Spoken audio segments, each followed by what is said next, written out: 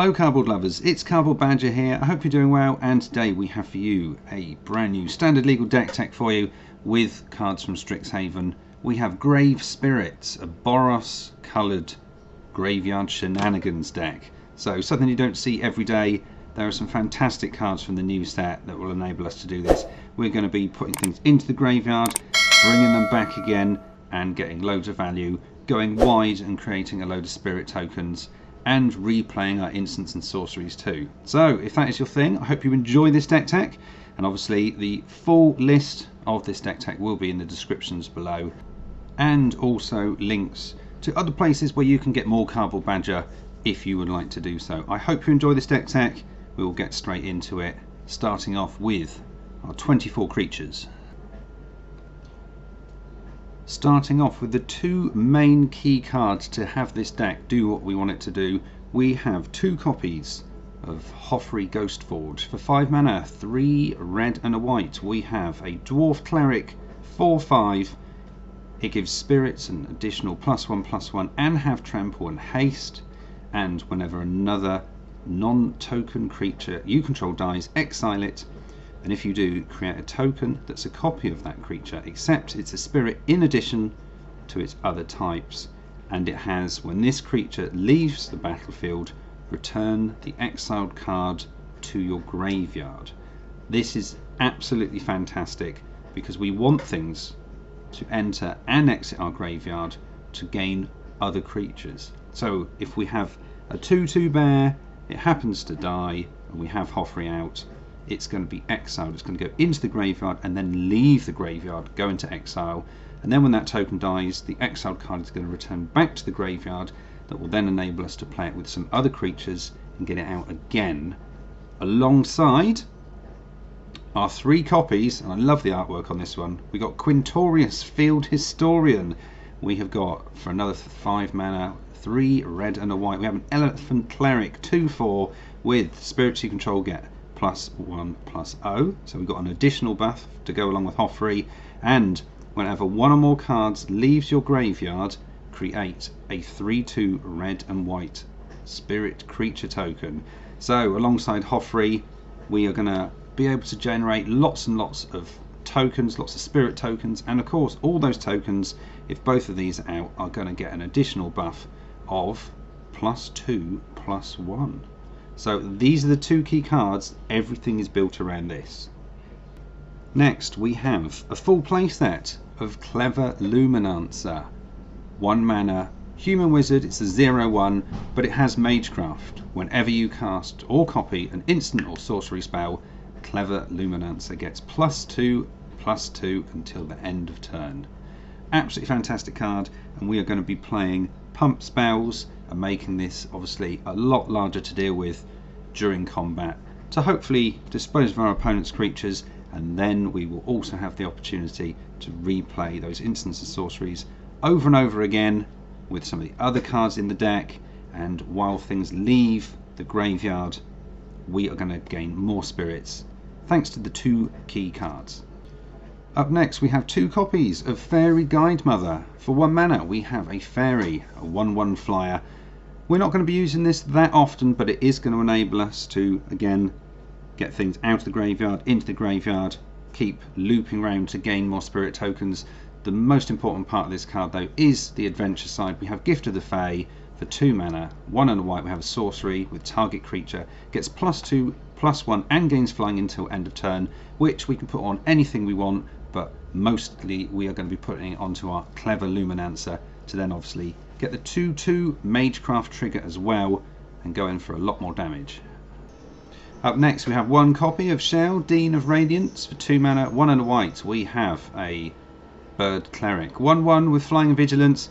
The important part of this though is we can tap the Bird Cleric and we can put a +1/+1 counter on each creature that enters the battlefield under your control this turn. So not particularly going in and using this as an attacker, just a way of making everything that enters the battlefield each turn a little bit bigger. Up next we have 1 copy of Lorehold Apprentice. For 2 mana, red and white, we have a human cleric 2/2 with Magecraft. Whenever you cast or copy an instant or sorcery spell until the end of turn, spirit creatures you control gain tap, and this creature deals 1 damage to each opponent. So if we happen to have multiple spirit tokens out later on in the game, we could possibly tap them, do our opponent 5 damage to the face or something, and go in for the win. So just the one copy, but a really important card because it does support our spirits. Up next we have 2 copies of Mavinda, Student's Advocate. For 3 mana, 2 and a white, we have a Bird Advisor, 2/3 flyer with, for 0 mana, you may cast target instant or sorcery card from your graveyard this turn. If that spell doesn't target a creature you control, it costs an additional 8 mana to cast this way. And if that spell would be put into your graveyard, exile it instead. You can activate only once per turn, and you still pay the mana cost, and the timing rules also still apply. But the important thing is, if we happen to have played an instant or sorcery and it is in our graveyard, we can replay it for no mana and then pay the normal mana cost. And it's going to come out of our graveyard, then it's going to go to exile. If it leaves our graveyard, then it will enable a trigger from one of our 2 key cards, and that will enable us to get an additional spirit token. So we've basically got the chance to replay every single instant and sorcery spell that we have that targets our own creature, and that's basically most of them because they're going to be pump spells. Really good card, and that is going to enable us to go a lot wider. Up next we have 2 copies of Pilgrim of the Ages. For 3 mana, 2 and a white, we have a spirit, 2/1, and when Pilgrim of the Ages enters the battlefield, you may search your library for a basic plains card, reveal it, and put it in your hand, then shuffle. Also, for 6 mana, we can return Pilgrim of the Ages from your graveyard to your hand. So again, a creature that is going to be in the graveyard, and we will be able to get it back out and trigger more token generation and get another spirit. Also, if we're looking to try and get to 5 mana as quickly as possible to do our main 2 cards, then this is going to enable a slight bit of mana ramp by gaining us an additional plains. Up next we have 1 copy of Lurrus of the Dream Den. For 3 mana, 1 hybrid, white black. We have a Cat Nightmare, 3/2 lifelinker, and during each of your turns you may cast 1 permanent spell with a mana value 2 or less from your graveyard, which means we're going to be taking something from our graveyard and replaying it, and because it exits the graveyard, then we are going to be able to get additional triggers and make additional spirit tokens. We're also playing 3 copies of Venerable Warsinger. For 3 mana, 1 red and white, we have a Spirit Cleric, 3/3 with Vigilant and Trample, and whenever Venerable Warsinger deals combat damage to a player, you may return a target creature card with a mana cost X or less from your graveyard to the battlefield, where X is the amount of damage Venerable Warsinger dealt to that player. So we may have it chumped and 1 damage go through, but that's fine because we will get the opportunity to then scoop up, say, a clever luminancer that's in our graveyard and get it back, and that's fantastic. We can get it back to the battlefield. It's left our graveyard, which again, as you can see, is going to give additional triggers and make more spirit tokens. Up next we have 2 copies of Radiant Scrollwielder. For 4 mana, 2 red white, we have a Dwarf Cleric, 2/4. With instants and sorcery spells you control have lifelink, and at the beginning of your upkeep, exile an instant or sorcery card at random from your graveyard. So that is going to enable us to get triggers and gain more spirit tokens. You may cast it this turn, and if a spell you cast this way would be put into your graveyard, exile it instead. So something also leaving the graveyard again and going into exile for an additional trigger. And our final card, the last card of our 24 creatures, we have got 1 copy of Victory's Envoy. For 5 mana, 3 white, we have a Human Cleric, 3/3, and at the beginning of your upkeep, put a +1/+1 counter on each other creature you control. So this is just going to help, if it stays out, to make everything even bigger, even badder, and obviously if we're going wide with the spirit tokens, going in for the win. Up next we have our non-creature spells. We have a total of 13, starting off with 2 copies of Fighters 1. For 1 white mana, we have an instant. We can choose 1 or both. Target human creature you control gets +1/+1 and gains indestructible until the end of turn, and target non-human creature you control gets +1/+1 and indestructible until the end of turn. So this is just to try and keep our creatures around a little bit longer if they are targeted. We're also playing 2 copies of Light of Hope. For 1 white mana we have an instant with choose 1. We can gain 4 life, we can destroy a target enchantment, or we can put a +1/+1 counter on target creature, which we can replay again thanks to Mavinda, because it is going to target one of our own creatures and we won't have to pay the additional 8 mana. We're also playing 1 copy of Resolute Strike. For 1 white mana we have an instant with target creature gets +2/+2 until the end of turn, and if it's a warrior you may attach an equipment you control to it. And we're also playing 4 copies of Infuriate.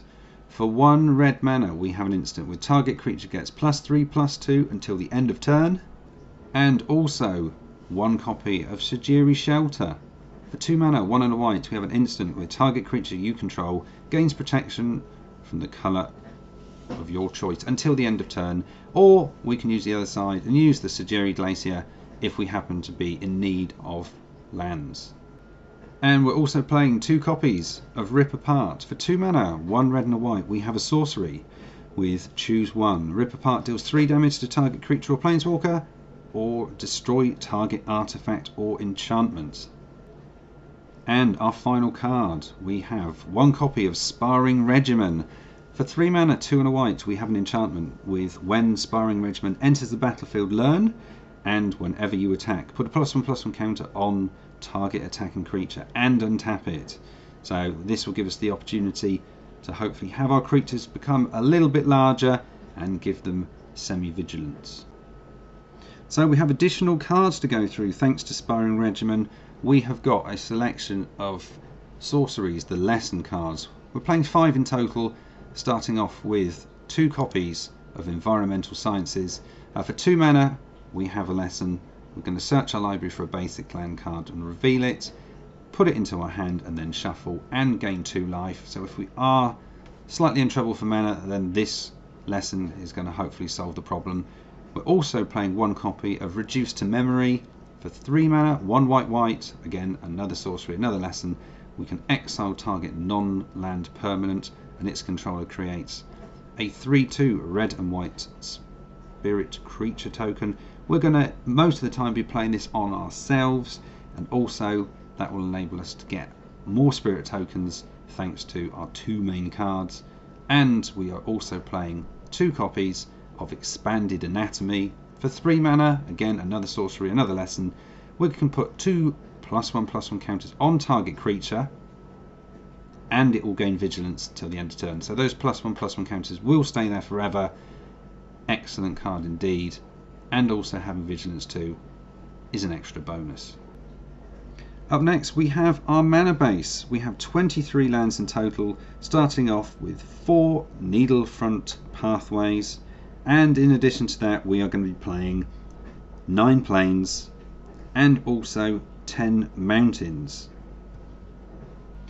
So there we have it. That is the entire standard legal deck tech with cards from Strixhaven, our Boros Grave Spirits. I hope you've enjoyed this deck tech. If you have done so and you would like to like, share, subscribe, do all the usual things, then that would be fantastic. And as I said in the beginning, if you would like more Cardboard Badger in your life, there will be links in the description below in addition to the entire deck tech if you would like to try this out. I hope you've enjoyed it, and all I can say is thank you for watching, and we will see you again soon here on Cardboard Badger.